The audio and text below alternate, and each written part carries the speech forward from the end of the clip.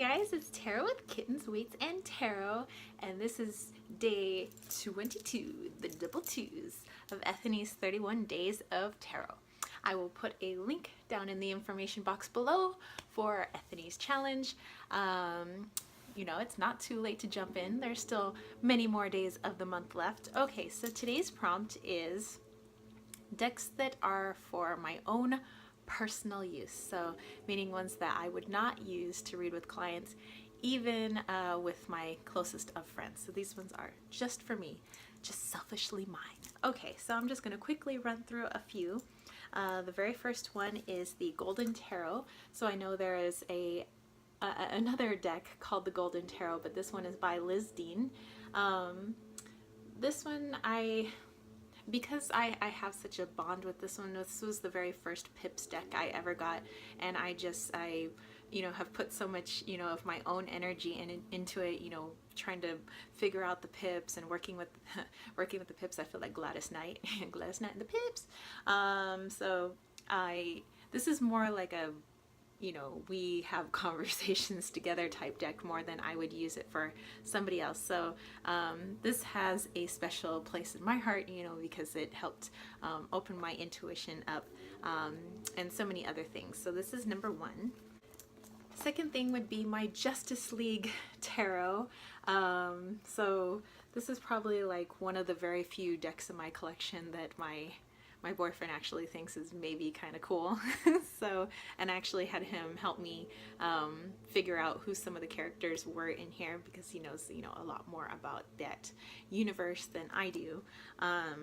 So this one, the way it reads, again, it's more of a personal connection, and I don't know, this is, you know, when I use this, it makes me think of, you know, my boyfriend and myself, and, you know, and all the things that we do. So this isn't really something that I would feel appropriate to use for a client. Of course, you know, if I didn't have that sort of connection, then, you know, maybe it would be one I would use for clients. So there's that one.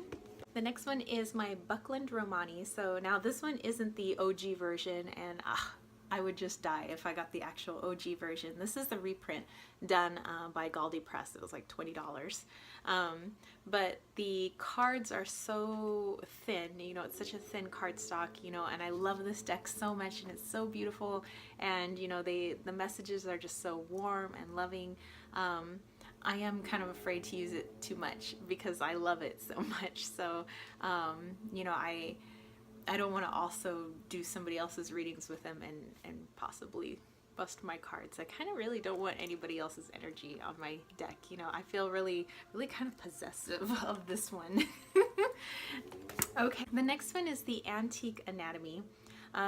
So working with this one is more about diving deep into my childhood, since I think I've mentioned before when I did a review of this deck that you know, I was into everything anatomy and the human body and how it moved and all of that, and I had all these like science books growing up, you know, and so I was kind of a nerdy kid. Well, go figure, I grew up to be an English teacher. Anywho,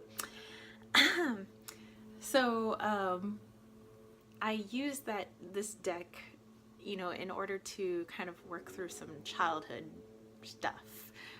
So I don't know, I would feel a little weird if, you know, somebody that it's like your therapist, you know, you've divulged so much information into this person, and it would feel weird if now you see that person just going off and talking to somebody else. You're like, hey, what about me?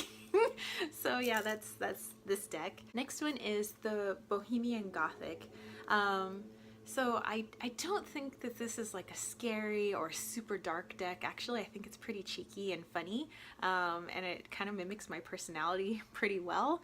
But the fact it is, you know, on the outside a pretty dark looking deck, I think that for certain clients, most clients, it'd be a little off-putting for them. So this is more something, you know, that's more meant for my personality and something I can get a kick out of, and a lot more enjoyment than I think my clients would. You know, and even some of my friends have kind of did I'm like, that's fine, this is my deck, you don't have to use it. So this one's more that's more for me, personal use. Is the Symbolon.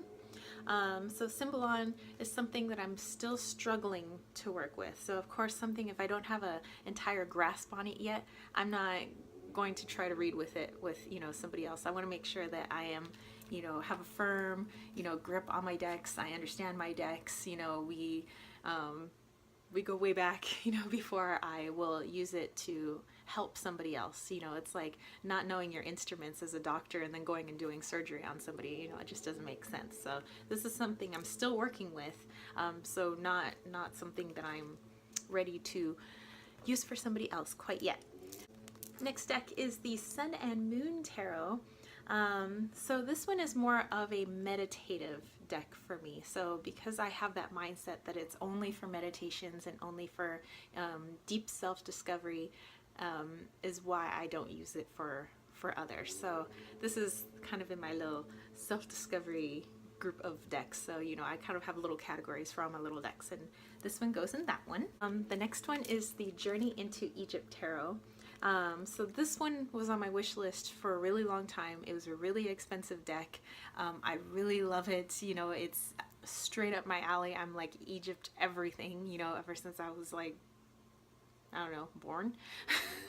So I definitely do not want other people touching my very special, very expensive, very meaningful deck. So this one is just for me. I would maybe be okay with my uncle using it, but that's because my uncle and I share, so many common interests, and Egypt is one of them, and so he would understand. So maybe my uncle and I, we are the only two that maybe can mess around with this deck. Everybody else, you can admire it.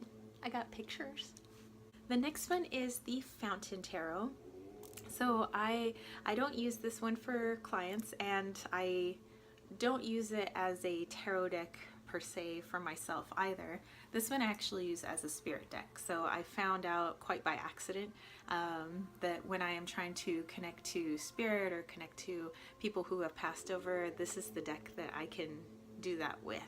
And so this is more for me personally when I'm trying to make those connections, especially with loved ones. So this is more of my spirit deck.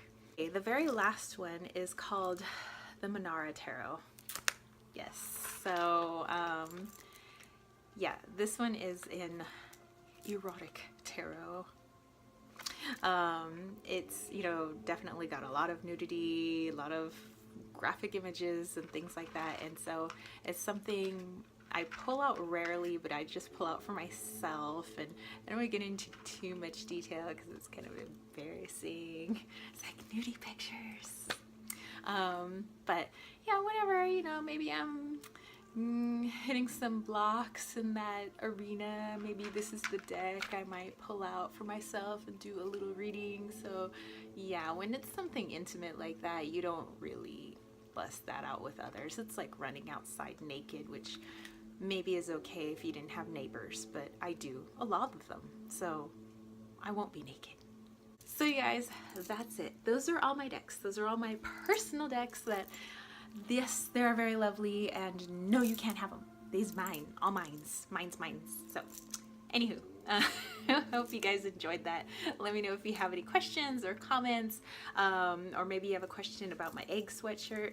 Oh, hold on, so you can get the full effect. It says yummy egg in Japanese. Yummy, yummy. I think it's tamagyu. All right, so that's it for me. I'll see you guys tomorrow, and peace, love, and chicken grease.